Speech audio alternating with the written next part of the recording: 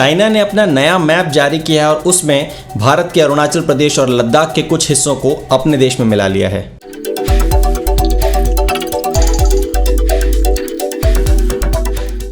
अगस्त 2023 में चाइना ने अपना नया नेशनल मैप अनवील किया और उसकी कड़ी निंदा Philippines, Malaysia, Taiwan, India, Nepal, Bhutan जैसे बहुत सारे देशों ने की है, क्योंकि अनाधिकृत रूप से भारत के कई हिस्से जैसे अरुणाचल प्रदेश का पूरा राज्य और लद्दाख के कुछ रीजन्स को अपने हिस्से में चाइना ने दिखाया है। Some of which are part of India, I think doesn't make that. I mean, these are very much part of India. यहाँ तक कि रशिया को भी नहीं बख्शा और उनके साथ समझौते में हुई बात को भी तोड़ करके एक हिस्से को अपने मैप में दिखाया है। आखिर चाइना ने इस मैप में ऐसा क्या किया जिससे सब लोग दंग रह गए? मैं हूं आपका दोस्त सौमित्र सिंह और आइए करते हैं कुछ समझदारी की बातें।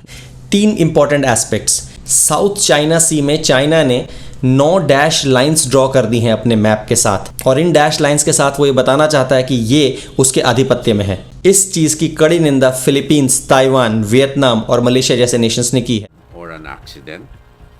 It is a deliberate act of the Chinese officialdom. दूसरा सबसे मेजर इश्यू है इंडिया के अरुणाचल प्रदेश राज्य को पूरा का पूरा चाइना में मिला लिया गया है साउथ तिब्बत का नाम देकर के, और अक्साई चिन रीजन जो कि लद्दाख का है उसको भी चाइना ने अपने मैप में दिखाया है।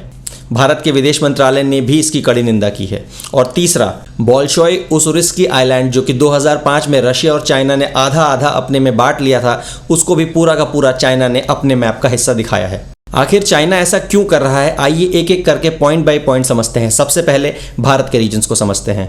अरुणाचल प्रदेश को अपने टेरिटरी में दिखाने के 4 इंपॉर्टेंट मकसद हो सकते हैं। पहला, चाइना कहता है कि हिस्टोरिकली हमेशा से ये हिस्सा चाइना का ही था, जिसको वो साउथ तिब्बत के नाम से कहता है। चूंकि अब तिब्बत चाइना के कंट्रोल में है, इसलिए चाइना का कहना है कि ये अरुणाचल प्रदेश का रीजन भी उन्हीं के टेरिटरी में आता है। हालांकि इंडिया इस क्लेम को सरासर रिजेक्ट कर चुका है, ये कहते हुए कि जब से आज़ादी मिली है 1947 से अरुणाचल प्रदेश हमारे देश का एक अभिन्न अंग है। दूसरा इंपॉर्टेंट एस्पेक्ट है स्ट्रैटेजिक लोकेशन। चाइना का तिब्बत और शिनजियांग जैसे लोकेशन पर अपना स्ट्रैटेजिक कंट्रोल रखने के लिए अरुणाचल प्रदेश का जो एरिया है वो बहुत ही इंपॉर्टेंट है, इसलिए वो उसे हमेशा अपने टेरिटरी का हिस्सा बताता है, जिससे कि वो एक बेटर कंट्रोल रख सके उन रीजन्स पर। तीसरा, अरुणाचल प्रदेश के विवाद को हमेशा चाइना एक बार्गेनिंग चिप की तरह यूज़ करता है बाकी और इलाकों पर जहाँ पर चाइना ने अनाधिकृत रूप से कब्जा कर रखा है, जैसे कि लद्दाख का अक्साई चिन। बार्गेनिंग चिप का मतलब हुआ कि भाई मैं आपका ये लोकेशन तो आपको दे दूंगा, लेकिन उस लोकेशन पे मैं अपना कब्जा रखूंगा। इस तरह के बार्गेन्स को यूज़ करके चाइना अपने एरिया का फैलाव करते रहना चाहता है। और चौथा, ये चाइना के पॉलिटिकल गेम के लिए भी बहुत इंपॉर्टेंट है कि वहाँ के एक नेशनलिस्ट मेंटालिटी को ये सपोर्ट करता है कि चाइना के इंटीग्रिटी को मेंटेन करने के लिए चाइना ने अभी भी अपना अधिकार अरुणाचल प्रदेश के इलाके यानी कि साउथ तिब्बत पे अपना जोर कायम रखा हुआ है। सबसे मज़े की बात यह है कि चाइना का अरुणाचल प्रदेश पे कभी कोई क्लेम रहा नहीं, लेकिन वो हमेशा से यही कहता आया है कि ये साउथ तिब्बत है और ये उनका ही देश है।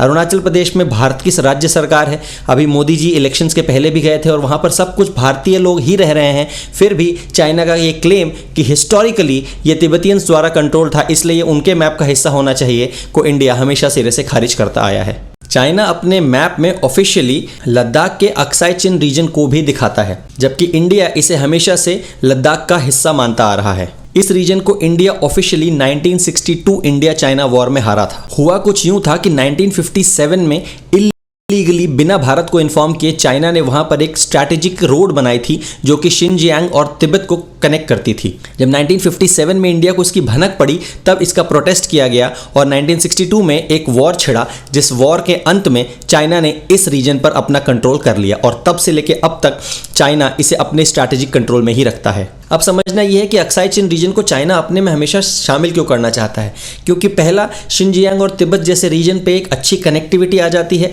अदरवाइज उन रीजन से वो उतना वेल कनेक्टेड नहीं रहता अगर अक्साई चिन रीजन पे इसका कंट्रोल ना होता। उस रीजन में नेचुरल रिसोर्सेज की कोई कमी नहीं है, बहुतायत है, तो इसलिए अगर चाइना उसमें अपना पूरा डोमिनेंट कंट्रोल कर लेता है तो वो सारा का सारा नेचुरल रिसोर्स उसके कंट्रोल में आ जाएगा। प्लस चाइना हमेशा से डिफरेंट टेरिटरीज पे अपना कब्जा करने की नीयत रखता है और ये उसके पॉलिटिकल एम्बिशंस को हमेशा से दर्शाता आ रहा है। ये चाइना के मिलिट्री के लिए भी एक बहुत बड़ा एडवांटेज पॉइंट है अगर वो वहां पर अपने पूरे के पूरे मिलिट्री रिसोर्सेज को स्टैब्लिश कर लेते हैं तो। आइए अब समझते हैं कि साउथ चाइना सी पे चाइना अपना कंट्रोल 9 डैश लाइंस के द्वारा क्यों दर्शाता है, इससे उसको क्या एडवांटेजेस हो सकते हैं।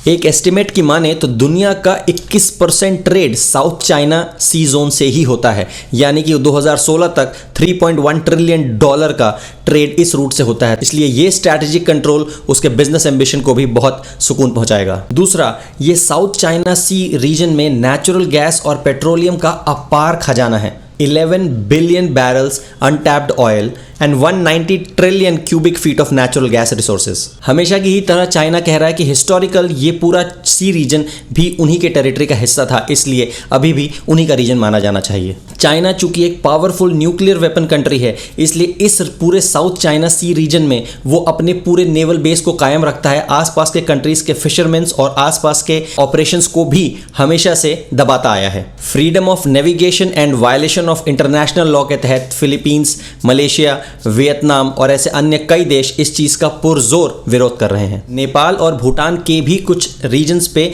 चाइना अपना पावर एग्जर्ट करता रहता है। हालांकि मैप में उन्होंने इसे अपना हिस्सा नहीं दिखाया है, बट इलीगल क्लेम करके रखा हुआ है। नेपाल और भूटान चूंकि स्ट्रैटेजिकली उतने स्ट्रांग नेशंस नहीं हैं डिफेंस में, इसलिए वो लोग भी कंसीड कर देते हैं।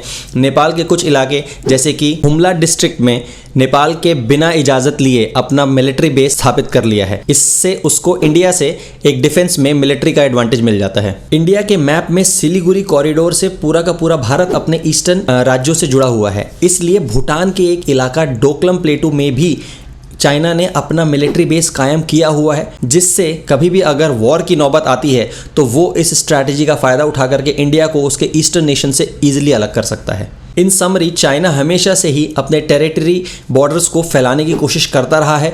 राइट फ्रॉम 75 to 100 ईयर्स अगर हम हिस्ट्री में जाएं तो तब से अलग अलग जगहों पे वो अपने पावर को एक्सर्ट करता है, अपने मिलिट्री बेसिस बनाता है, अपने नेवल बेसिस को स्ट्रॉन्ग करता है सी में।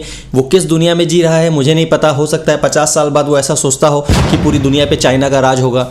अमेरिका की दखल अंदाजी बहुत इंपॉर्टेंट होती है ऐसे मुद्दों पे, बिकॉज अमेरिका भी एक बहुत ही ज़्यादा पावरफुल नेशन है। अगर चाइना की ऐसी सोच है तो पूरे वर्ल्ड को मिल करके चाइना का विरोध करना चाहिए। अदरवाइज एक देश ने अगर इस तरह की हरकतें करी तो जल्द ही हम वर्ल्ड वॉर 3 में भी जा सकते हैं। अभी के लिए इतना ही, नमस्कार।